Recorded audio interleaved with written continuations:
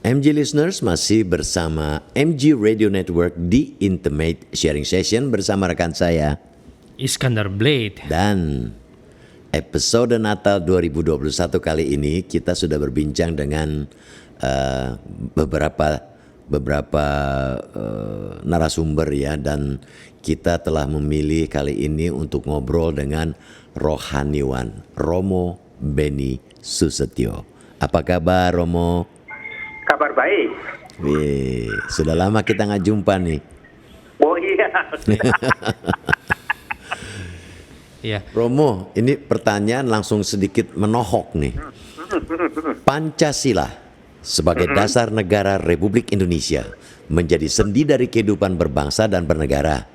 Mengapa Pancasila saat ini seperti hanya sekedar slogan saja pasca reformasi?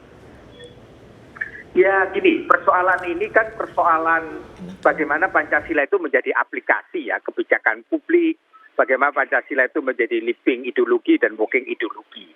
Lah persoalan kita memang setelah pasca Orde Baru, ketika Pancasila itu dijadikan alat rejim, memang ada masalah reformasi, kemudian Pancasila hilang dari ekosistem kita. Lah Pak Jokowi memang berupaya untuk mengembalikan Pancasila itu menjadi kebijakan publik. Contohnya bagaimana Pak Jokowi mulai pembangunan pemerataan ke Indonesia Timur misalnya. Sehingga daerah-daerah perbatasan sekarang menikmati jalan raya yang bagus, hubungan yang bisa lancar.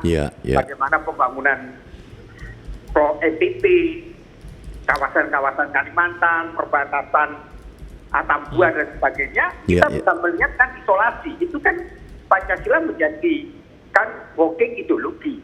Betul. Tapi problem kita adalah menghadapi yang tidak gampang. Karena apa? Karena kita menghadapi tantangan global di satu sisi.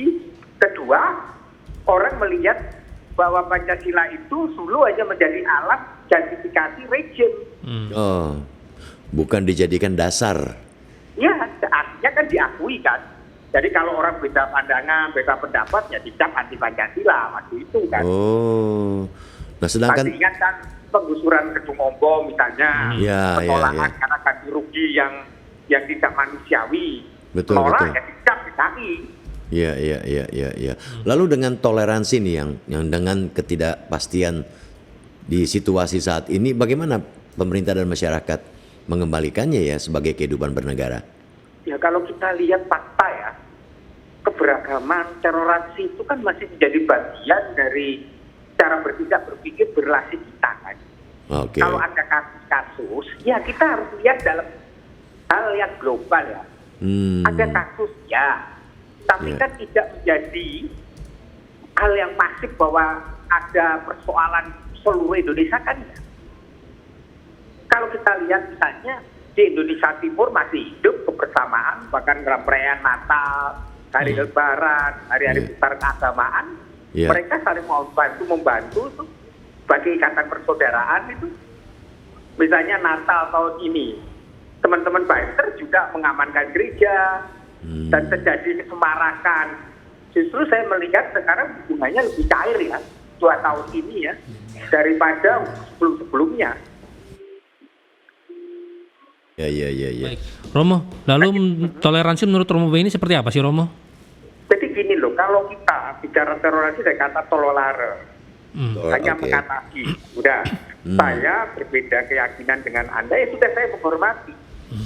Tapi di Indonesia itu mengatasi itu. Karena di Indonesia itu orang hidup dalam persaudaraan sejati kok. Dalam keluarga di Indonesia itu meskipun berbeda agama, keyakinan, itu bisa hidup bareng kok. Dan itu terjadi. Ya. Tapi maka di Indonesia itu kekuatan terbesarnya adalah nilai persaudaraan, kebersamaan itu sudah menjadi rahim di mana kita lahir ya. Kita itu sudah dari sononya memang hidup di dalam suatu multikultur. Jadi Bhinneka Tunggal Ika itu sudah menjadi roh kita. Iya. Dan maka Pancasila terjadi hubungan yang akrab, persaudaraan. Mereka tidak berbeda, tidak membeda-bedakan, dan itu yang menjadi jati diri kita. Iya. Dan Pancasila sebagai ideologi kita ya. Iya, ada ideologi yang mempersatukan dan Betul. diakui oleh dunia. Iya. Romo, ini kita nih tadi Romo menyebut masalah Natal nih. Ini kan tinggal menghitung hari nih Romo. Ya. Persiapan Romo nih menjelang Natal kali ini apa saja nih? Pasti sibuk sekali dong. Ya, karena kan keterbatasan ini kan kita juga membatasi diri kan. Protokol kesehatan dan kegiatan-kegiatan misalkan dibatasi juga menggunakan dua model kan, perjumpaan dan banyak online kan. Betul. Dan kita kan jarang seperti biasanya gereja yang seperti sebelum-sebelumnya, sehingga kapasitasnya adalah tidak seperti dulu. Tadi lebih banyak kita sekarang di ranah online ini. Iya. Menurut Romo dibanding dengan tahun lalu, Natal ini pandemi ini gimana nih dengan pandemi? Situasinya seperti Ya, ini. kalau kita melihat tahun ini berbeda. Kalau yang tahun awal kan ketat ya, artinya kan sampai pembatasannya itu misalnya perayaan-perayaan itu kan tidak dihadiri oleh umat sampai terjadi itu. Oh, Kalau iya. sekarang kan sudah mulai terjadi meskipun gereja tidak dibatasi, tidak sepenuhnya diperbolehkan untuk front. Misalnya jumlah umat dibatasin. Misalnya yang kapasitas gereja 1.000 tidak sampai separuh, mungkin 200. Dan jaraknya cukup jaraknya itu kan jaraknya cukup 2 meteran. Jadi dibatasi betul. Iya. Jika bangku yang diisi misalnya bisa 8, hanya 3 misalnya. Itu kan pembatasan yang terus dilakukan oleh gereja untuk apa? Untuk menjaga supaya bisa mengatasi pandemi COVID ini. Ya. Romo, saya masih penasaran dengan toleransi Romo. Kita kan bisa dibilang dulu adalah bangsa yang sangat toleransi. Mengapa belakangan kita tuh lebih ke intoleransi? Bagaimana menurut pendapat Romo? Ya, ini karena ada pemahaman keagamaan yang tidak utuh. Dan pemahaman keagamaan yang tidak utuh itu kemudian menyebar luas menjadi suatu virus yang terjadi karena orang lewat media sosial itu akhirnya mendapatkan pemahaman-pemahaman yang parsial. Lah, sejak mulai muncul media sosial ini dan orang tidak memiliki kedalaman pengetahuan agama, kemudian orang hanya bicara hitam dan putih, boleh dan tidak boleh. Akhirnya orang marahlah ikut identitas itu, termasuk politik identitas di dalamnya. Lah, sejak saat itu orang mulai menganggap yang dulu hal yang wajar dan biasa sekarang dipersoalkan. Nah, itu kan muncul kan, dan itu muncul juga impact dari politik identitas. Tapi kalau kita melihat setelah 10 tahun, hampir 5 tahun setelah Pak Jokowi mencoba membangun yang disebut ideologi kembali Pancasila itu menjadi eksistensi. Jadi mulailah ekonomik terhadap nilai-nilai yang selama ini tidak mendapat perlawanan. Sekarang Pak Jokowi mencoba melihat keindonesiaan, kemajemukan, keragaman itu menjadi ideologi. Maka menarik kan kita upacara hari-hari besar kan, perayaan Agustus, perayaan hari besar, misalnya Hari Pahlawan, terus hari Sumpah Pemuda. Pak Jokowi kan menggunakan pakaian adat, bahkan ketika ke sidang di MPR juga yang sama. Sehingga Pak Jokowi mengembalikan kembali habitualisasi kemajukan keragaman itu menjadi eksistensi kita. Itu kan sebenarnya bagian negasi dari selama ini munculnya paham-paham yang bertentangan dengan keragaman, kemajemukan dan keindonesiaan. Ini menarik nih. Jadi saya jadi ingat almarhum Gus Dur nih. Menurut pandangan Romo Beni, bagaimana dengan pandangan almarhum Gus Dur ini melihat toleransi? Menurut Romo Beni bagaimana tuh? Jadi gini, Gus Dur itu kan menjalankan toleransi. Iya. Karena Gus Dur itu memahami agama itu secara utuh. Bagi Gus Dur, titik temu agama itu kan kemanusiaan. Betul. Nah, kan kemanusiaan berpihak pada mereka yang mana? Yang lemah, yang miskin, yang tertitik. Maka Gus Dur selalu pembelaannya pada orang yang terpinggirkan. Masih ingat kan ketika di Surabaya dulu Gus Dur membela Bingki Irawan karena Iya. kasus perkawinan Konghucu yang tidak tercatat. Betul, betul, betul. Gus Dur yang pasang badan. Dan Gus Dur menurut Gus Dur, ya itulah toleransi. Toleransi itu apa sih? Yaitu membangun sifat bahwa kita satu dengan yang lain saudara, tetapi juga membangun komitmen bahwa setiap orang Indonesia itu punya hak dan kewajiban yang sama. Dan jangan membeda-bedakan. Iya, iya, iya, iya, iya. Ya Romo, mungkin bisa diceritakan Romo, toleransi dari tahun ke tahun seperti apa sih Romo di Indonesia Romo? Ya kalau kita melihat kan sejak dulu kala toleransi kita itu kan cukup baik.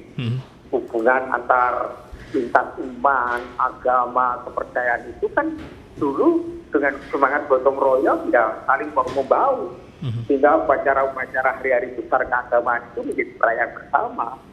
Setelah memang akhir-akhir ini setelah pasca reformasi mulai muncul masalah-masalah intoleransi. Misalnya kita lihat riset setara institut, baik institut, kemudian dari UGM, dari Kontras, itu kan intoleransi meningkatkan.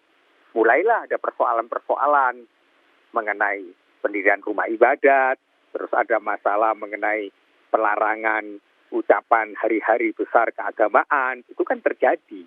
Itu kan pasca reformasi ya.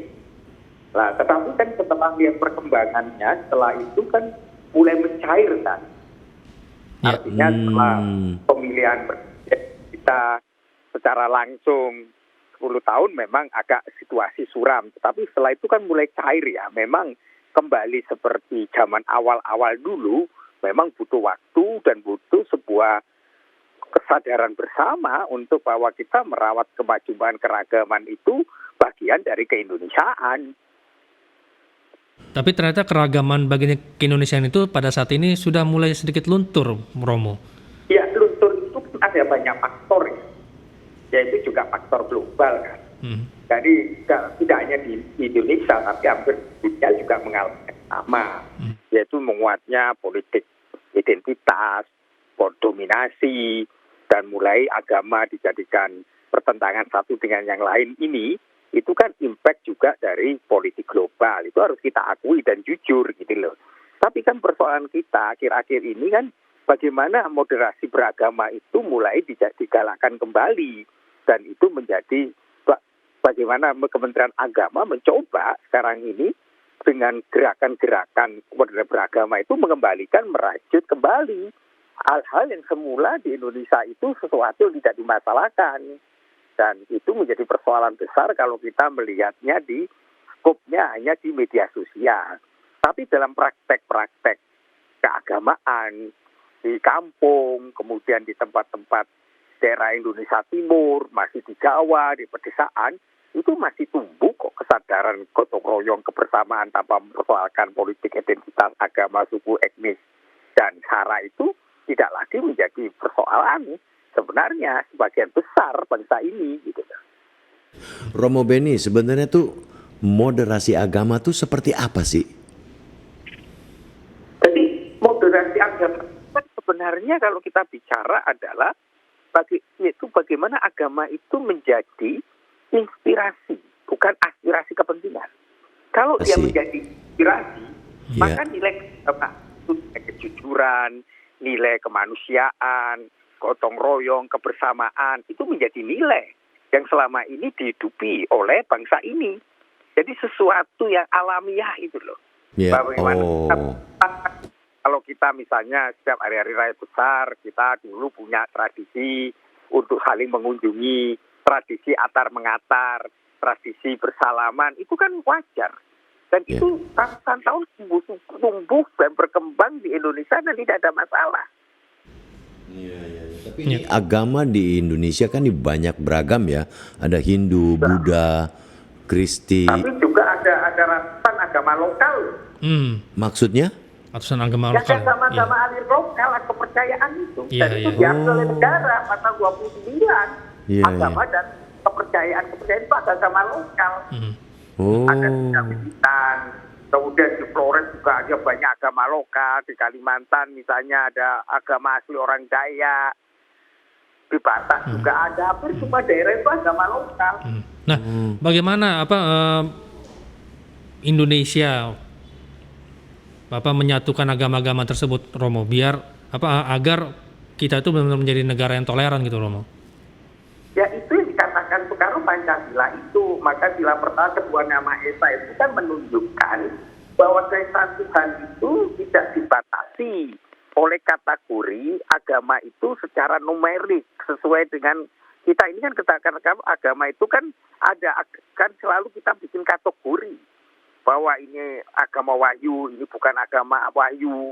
Enggak, agama itu keyakinan orang kepada Tuhan Yang Maha Esa, dan Tuhan Yang Maha Esa itu suatu zat yang lebih tinggi yang mengatasi kita semuanya, dan itu sesuatu yang diakui.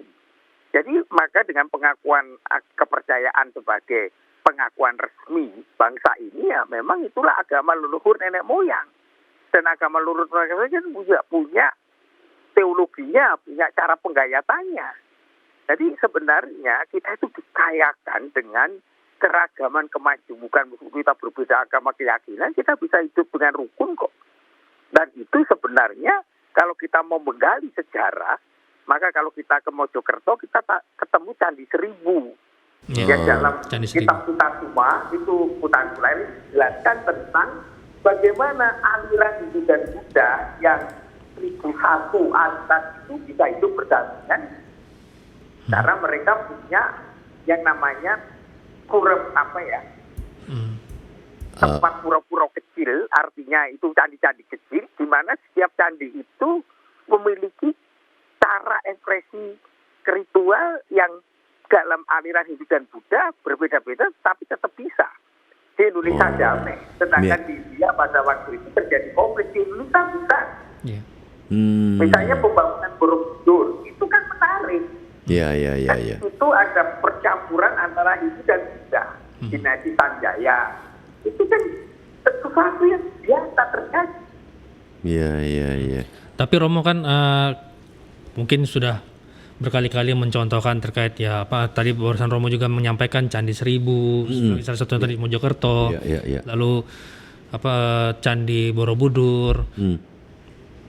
Sepertinya tidak membuat warga negara Indonesia ini untuk lebih bersikap toleran gitu, Romo. Apa yang salah? Ya, kalau kita melihatnya dalam media sosial, ya kesannya begitu.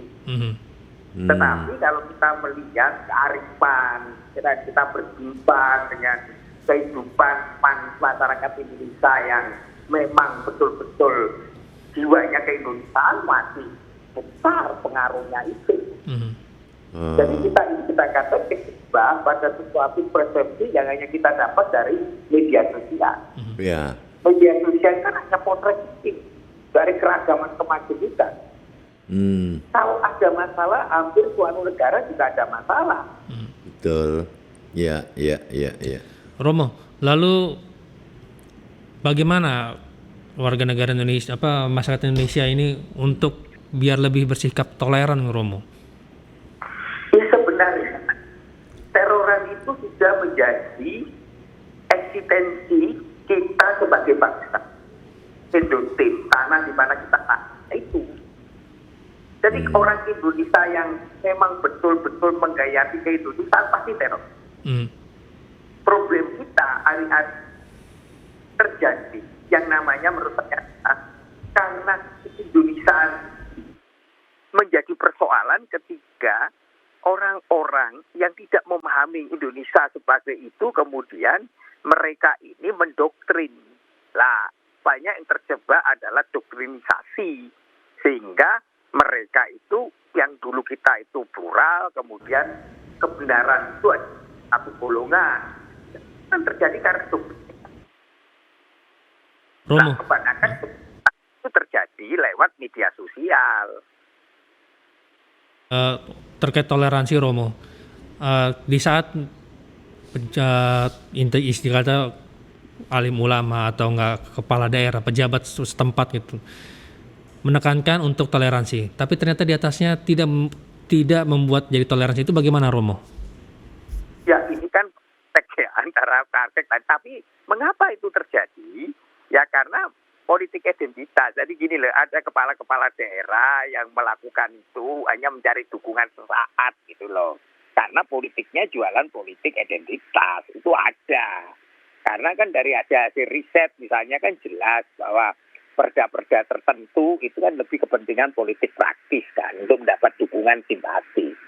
Tetapi kan itu tidak terlalu banyak ya.